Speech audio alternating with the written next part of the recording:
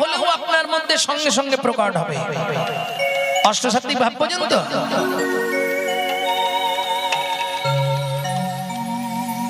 তার যে কোনো একটা ভাব তোমার মধ্যে প্রস্ফুটিত হবেই হবে।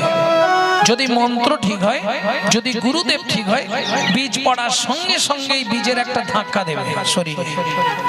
বুঝে নেওয়া গেল সখীরে? যেই বীজ কর্ণমূল দিয়ে মর্মমূলে গেল, হায় হায় ও মায়েরা, রাধারানী কি বলল? আকুল করিল মনোপ্রাণ। কি শুনে? কৃষ্ণ। দুই অক্ষর যুক্তই একটা নাম। ন জানে জানতে কি অদ্ভুত অমৃত। এই নামটার মধ্যে যে কি অমৃত আছে আজ অব্দি জানা গেল।